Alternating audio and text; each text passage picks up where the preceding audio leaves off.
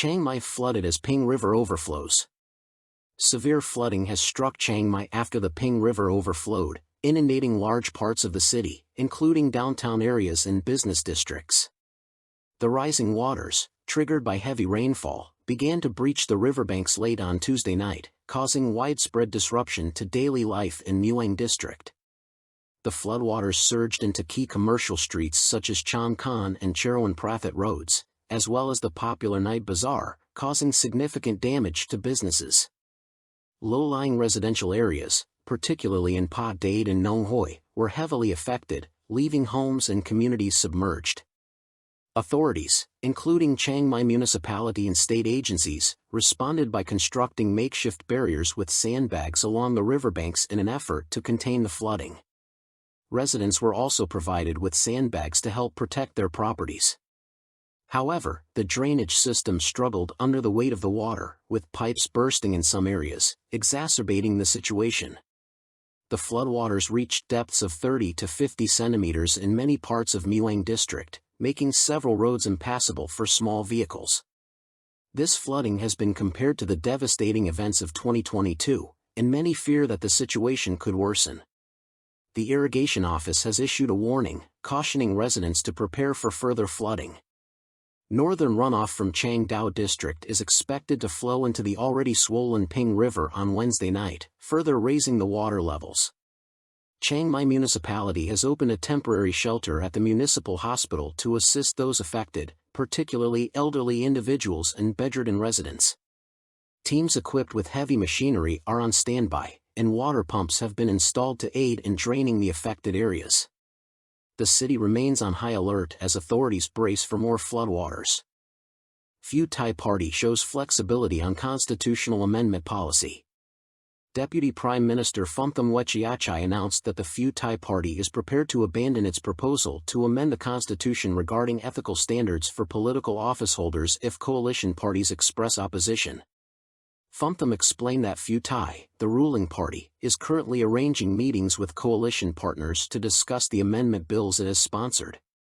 If the coalition parties oppose the proposed changes, the Pheu Thai Party is willing to withdraw them, demonstrating flexibility in its approach. The proposed amendments have drawn criticism, with some labeling the initiative as self-serving and contrary to the intent of the Constitution. The controversy appears to have been fueled by the recent removal of Sretha Thavisin as Prime Minister by the Constitutional Court, following an ethical violation tied to his decision to appoint Pikit Chunban, a former convict, to a ministerial position. Phumtham emphasized that the move to amend the Constitution was not originally initiated by the party itself. Instead, several Pheu Thai leaders raised concerns about the issue, prompting the party to take it up. He stated that almost all coalition parties have shown interest in constitutional amendments, but formal discussions are necessary before any further steps are taken. The Bum Jathai Party has been particularly vocal in its opposition to the changes. Anyatan Charnverkal, the party leader, stated that public officials holding power should welcome scrutiny as part of the system of checks and balances. He argued that individuals who do not wish to face such examination should remain in the private sector, where they are not required to disclose assets unless involved in wrongdoing. Despite Bum Jathai's concerns, the Pheu Thai Party has maintained that there are important issues at stake and remains open to discussions with its coalition partners. Public Health Minister Somsak Thepsutin suggested that a larger budget could resolve some of the issues raised by Pheu Thai, but no concrete details have been provided. English Premier League and Envoy target illegal streaming in Thailand. The English Premier League, EPL, in partnership with the British Embassy in Thailand, has launched a renewed campaign to combat illegal streaming as the new football season is underway. This about piracy campaign is aimed at protecting the intellectual property of live broadcast and encouraging football fans to watch Premier League match through legal channel. Thailand, along with Indonesia, is one of two Southeast Asian countries where the initiative has been launched. The campaign is particularly significant given that Thailand has one of the largest and most passionate Premier League fan base, with an estimated 38.7 million fans watching through legal channel. Despite this, illegal streaming remains a significant issue. Many Thai fans continue to use une authorized platform to watch match, a practice that the Premier League and Thai authority are keen to crack down on. A special event was recently held in Bangkok, where the Premier League trophy was displayed to draw attention to the anti-piracy effort. Key stakeholders, including law enforcement agency, participated in discussion on how best to tackle the problem. British Minister for the Indo-Pacific, Catherine West, spoke at the event, highlighting the risk associated with illegal streaming.